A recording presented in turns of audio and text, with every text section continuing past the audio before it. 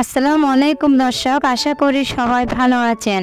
আজকে আমি আপনাদের সঙ্গে শেয়ার করব একদম সহজ আর অল্প খরচে রসমালাই রেসিপি। মাত্র 10 টাকার গুঁড়ো দুধ দিয়ে বানিয়ে ফেলবো দোকানের মতো মজাদার রসমালাই। মুখে দেওয়া মাত্রই গলে যাবে স্পঞ্জি এই রসমালাই, তাও খুব কম সময়ে। যাদের রসমালাই ভেঙে যায় কিংবা দুধের সাথে মিশে যায় তারা আমার আজকের সহজ রেসিপিটি দেখে ট্রাই করলে বানিয়ে নিতে পারেন। মজাদার রেসিপিটি বানাতে চাইলে ভিডিওটি স্কিপ করবেন না।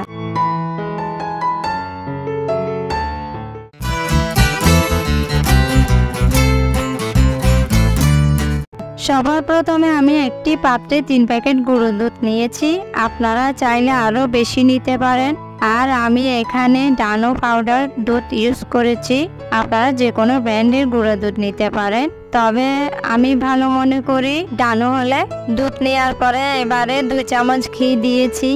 ঘিয়ের পরিবর্তে আপনারা তেলও দিতে পারেন, তাতে কোনো সমস্যা নেই। তারপরে ধীরে ধীরে শুকনো উপাদানগুলো মিশিয়ে নিব। এবার আরো একটু ঘি মাখিয়ে নিচ্ছি।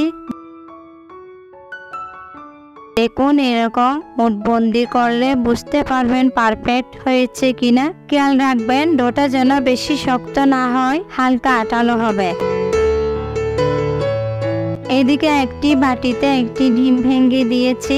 এবার কাঁটা চামচের সাহায্যে ডিমটিকে ভালো করে ফেটিয়ে নিয়েছি।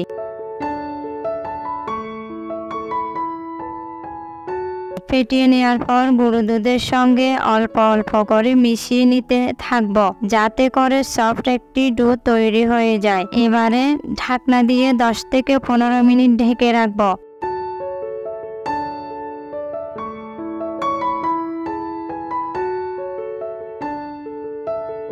দশ মিনিট পর এরকম হলে রসমালাইয়ের সাইজ করে নিচ্ছি। আপনারা যার যার পছন্দ মতো শেপ দিয়ে বানিয়ে নিতে পারেন। আমি গোল গোল বলের মতো করে বানিয়ে নিয়েছি। আমি ছোট ছোট করে সবগুলো বানাতে থাকব।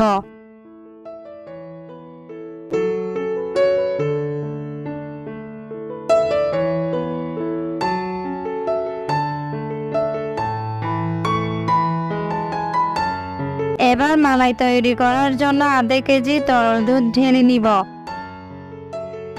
এরপর দুধের মধ্যে 1/4 কাপ পানি দিলাম। এখন দিয়ে দিচ্ছি 3-4টি এলাচ। কিছুক্ষণ নেড়ে নিচ্ছি, হালকা নেড়ে জাল করে নিচ্ছি। এবার 1 কাপের চেয়ে কিছুটা কম চিনি দিয়ে মিশিয়ে নিব। ভালো করে মিশিয়ে নিয়ে দুধ ফুলতে শুরু করলে রসমালাইগুলো দিয়ে দিব।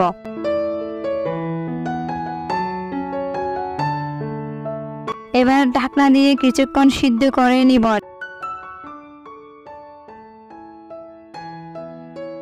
ঢাকনা তুলে নিলে দেখবেন এরকম ফুলে উঠেছে।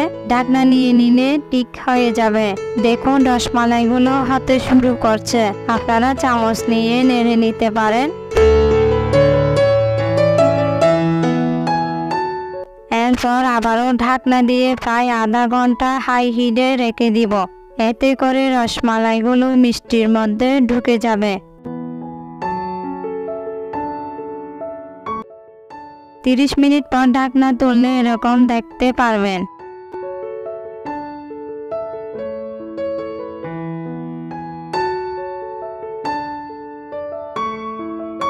এখন চুলার তাপ মিডিয়াম করে দিতে হবে। এরপর 10 থেকে 15 মিনিট তাপে রেখে দিচ্ছি। তারপর ঠান্ডা করে নিব।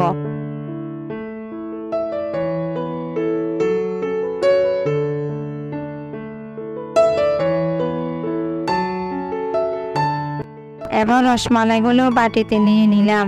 দেখুন রসমালাইগুলো একদম দোকানের মতো দেখাচ্ছে। আমি কম করে বানিয়েছি, আপনারা একই প্রসেসে আরো বেশি করে বানিয়ে নিতে পারেন। আসলে রসমালাইগুলোর স্বাদ একেবারে অতুলনীয়। ভীষণ মজার স্পঞ্জি এই মিষ্টি বানালে যে কেউ প্রশংসা করতে বাধ্য। আমার দিয়ে এই রেসিপিটি পছন্দ হলে প্লিজ চ্যানেল সাবস্ক্রাইব করে দিবেন।